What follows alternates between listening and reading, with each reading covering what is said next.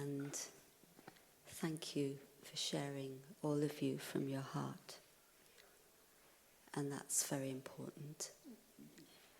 And thank you to the gathering, because as people have shared, I've seen that not just the facilitators over there, but the whole gathering has been able to hold whatever has been shared.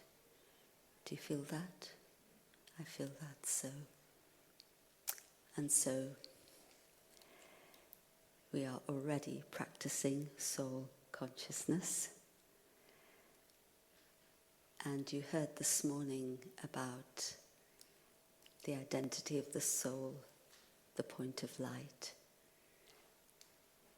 And when I think about it, I often think that there's this little tiny soul, and it manages to move this whole big body. How many more times bigger than the soul is the costume? Quite something. And of course, it's the energy of the soul that empowers the body, all the organs. Nothing works without that spiritual energy, that life force within. But it really is something very powerful to come into that awareness, because it begins to shift our understanding of ourselves, begins to shift our awareness, our vision, and I would even say our belief system, because I've experienced this in myself, how I used to see the world years ago and how I see it today is very different, and it's because of that practice. And, you know, I was the first, although I talked about transition and transformation, there were two other words that came to me as well, and they were equality and inclusion. Because I see that the lack of that in the world causes so much pain. And I see it in communities, people I interact with, and of course we see it in our world. And personally for me it's something that, you know, I really feel deeply if I see it. And yet there's another part of me that says, if you're seeing it,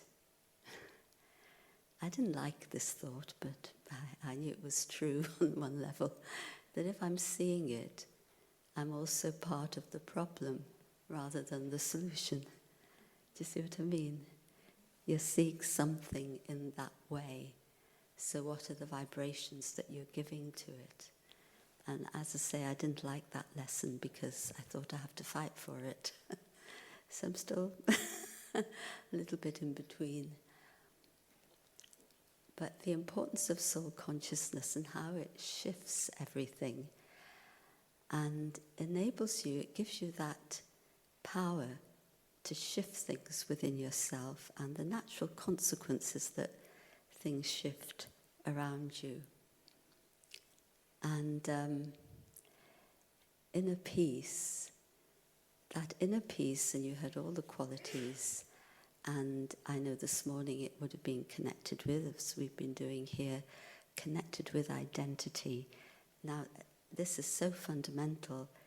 If I'm moving in the world with the identity of being a soul and a peaceful soul, it's so fundamentally different to moving in the world from being, you know, my nationality, my culture, my etc., etc.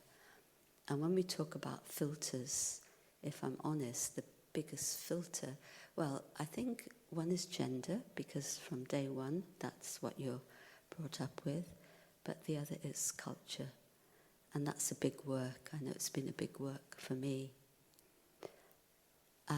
But that identity of soul consciousness shifts things very fundamentally. And you realize that your identity is not dependent on anything external. And normally we look for something to validate us, but we don't actually need it. And so that's where that shift in self-belief comes. And that's where we become strong inside. Because you may challenge my identity on an external level, but I don't need to accept that if I'm aware of my identity on the inner level as a soul.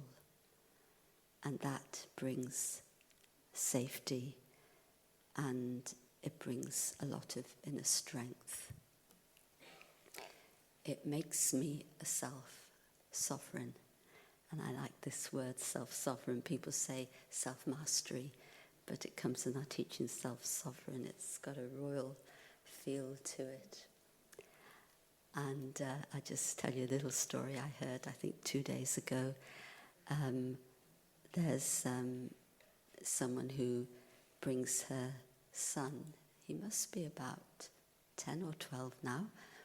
And she brings him to the children's class that we have in London on a Sunday morning. And she said that she asked her son to do something, and he refused. And he said, "Why are you asking me?" She said, "Well, I'm your mother, I'm asking you." And he said to her, "But I'm a self-sovereign." So he'd taken it in. But just think about how you can move without those things impacting you. And another aspect of that is that being a self-sovereign or being in that state of soul consciousness, you're actually a lot more mindful of how you're relating to the world through and to others through your thinking. Because normally, usually what happens, you see something and you begin to think about it, right? You hear something, you think about it.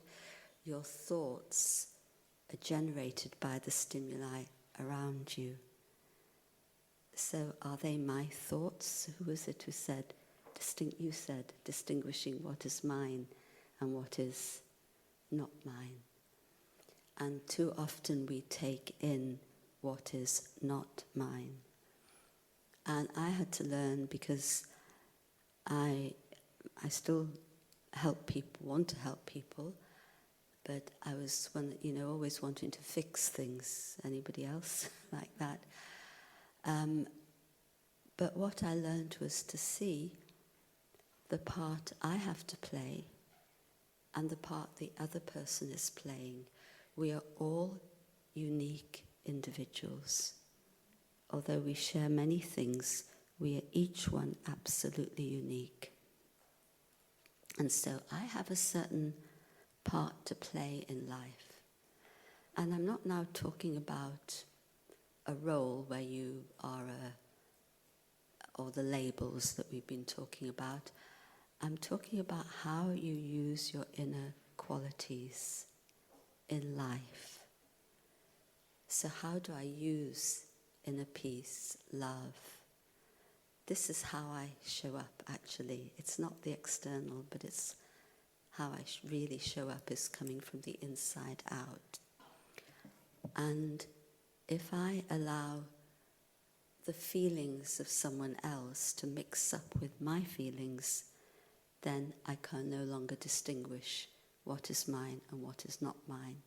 And I cannot have the clarity to give maybe the support that's needed, or even to listen, because you will, many of you know, all of you, that sometimes all you need to do is listen. There's nothing else, and keep that space, hold that space, and the other person understands what it is they have to do. And so understanding myself as a whole integral being, a self-sovereign, helps me then to be much more effective in my interactions and in the world. And it also enables me to really use my virtues. We speak about three things: knowledge or understanding, virtues or qualities, you could say, and powers. And one of the powers is the power of tolerance. And I'm not now meaning toleration, that you grit your teeth, but real tolerance is the giving of love in the face of adversity. And when there's the power of tolerance, I won't compromise my values or my virtues. So, for example, I may have the quality of sweetness or being loving. Then I come up against a person or a situation I can't tolerate. And where does that quality go? I leave it behind. And then I say, oh, why did I do that? So the strength of soul consciousness enables us to continue to use our qualities within. And actually, this gives us natural protection. If I think, oh, I have to somehow protect myself, put myself in a cocoon of some kind, sometimes we feel like that. But within that, there's a little bit of going to safety because of fear. Something is going to compromise me. I need to retreat. But actually, where real safety lies is when you use your inner qualities, and then I know as we go on we talk more about what we take from the divine. This is crucial as well. And you're emanating that. And that is the strongest protection. Because where those pure qualities are being emanated, negativity can't penetrate. And so this is the power of soul consciousness to protect us. In terms of transformation, there's one particular story to tell. When we maintain the power of peace and we are reflective. Many of you, well, you will all know, I'm sure, about the Paris Agreement in the environment, and the person who was I forget what her title was at the time, of the UNFCCC, the Director General or head of the UN panel on climate change. And it was her qualities that helped this to go through. And she's a meditator, and we, particularly Sister Genti, who couldn't be with us, they're very good friends actually.